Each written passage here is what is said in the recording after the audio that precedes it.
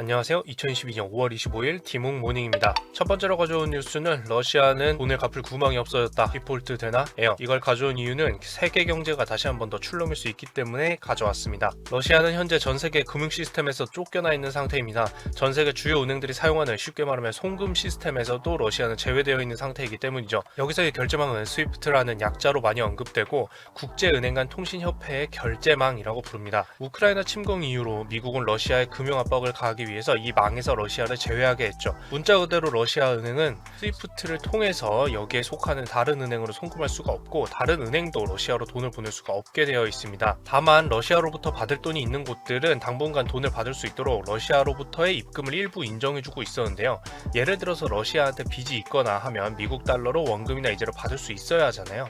그래야 러시아를 옥죄려다가 세계 경제가 한 번에 크게 휘청이게 되는 것을 막을 수가 있죠. 그래서 이때까지는 일단 러시아로부터 돈 받는 것까진 놔둬줄게 라고 유예기간을 미국 현지 시간으로 5월 25일까지 인정해주고 있었습니다. 그런데 이걸 더 이상 연장하지 않을 가능성이 높아졌습니다. 미국 재무장관인 제닛 옐런 장관은 최종 결정은 아니긴 하지만 연장될 가능성이 낮다고 표현을 했거든요. 만약 정말로 연장이 안 되면 그럼 어떻게 되냐고요? 이후로 러시아로부터 돈을 받아야 하는 날이 다가오면 돈이 있건 없건 러시아 사정과 무관하게 갚아야 될 빚이 있는데 갚을 방도가 없게 되는 상태에 빠지게 됩니다. 어렵게 말할 거 없이 5월 19일에 스리랑카처럼 국가부도 즉 디폴트 상태가 되게 되는 거죠. 사실상 말이에요. 그럼 러시아가 돈을 갚아야 할 날 중에 가장 가까운 날은 언제 있을까요? 네, 5월 27일입니다. 금방이죠. 따라서 실제로 이 유예기간이 연장되지 않게 되면 현재 러시아로부터 받을 돈이 있는 곳들은 쉽게 얘기해 러시아의 채권을 보유하고 있는 곳들 같은 경우에는 본인들이 투자한 곳이 부도가 난 것과 같은 큰 타격을 받을 수가 있게 됩니다. 자기들이 갖고 있는 채권이 휴지 조각 나는 거나 다름이 없으니까요. 하지만 이에 대해서 미국 재무부 장관은 어차피 이미 단절되어 있는 국가의 돈이라 상황이 크게 변할 것은 없다는 뉘앙스로 이야기를 했는데요. 재밌는 것은 러시아 재무부 장관은 너 이거 돈을 안 받는다니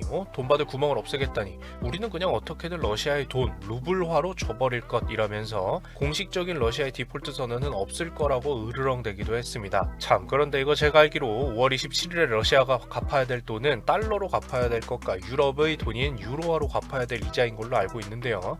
네, 이거 본인들이 루블화로 맘대로 갚는다고 인정되는 게 아니거든요.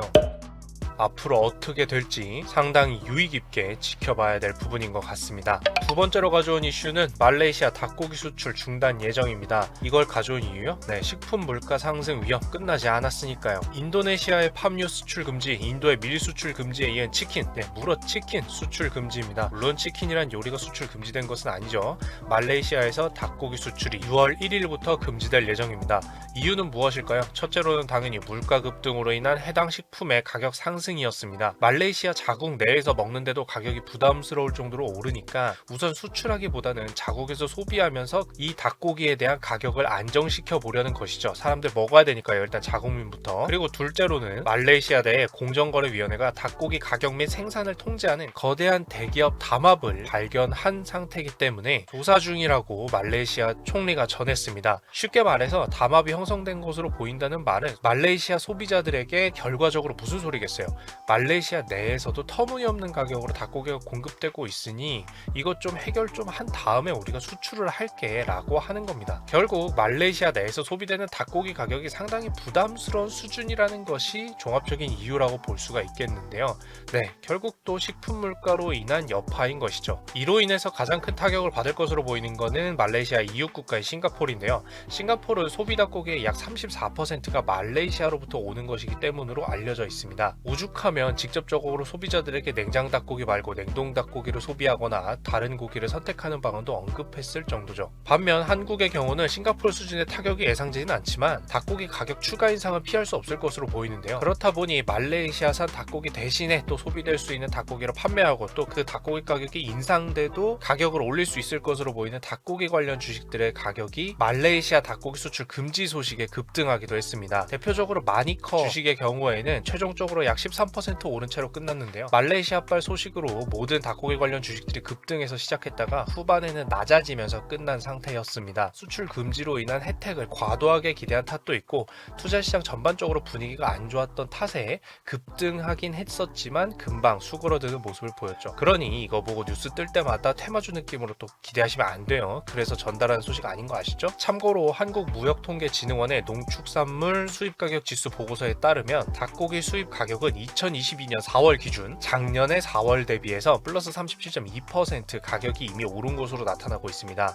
네, 뭐 비싼 국내산 안 쓰더라도 이미 해외에서 수입한 가격들도 기존 먹던 거 대비해서 뭐 40% 가까이 올랐다는 뜻이죠. 앞서 말한 국가 중에서 인도네시아의 경우에는 팜유 수출 금지가 해제되었는데요. 좋지 못한 소식들 사이에서 그나마 희망적인 소식이긴 합니다. 그러나 따지고 보면 식품 물가 상승이 계속되는 상황이니 또 다른 국가들의 또 다른 식품들이 또 수출 금지되는 일이 없을 것이라고 장담하기 힘든 상황이 되고 있죠.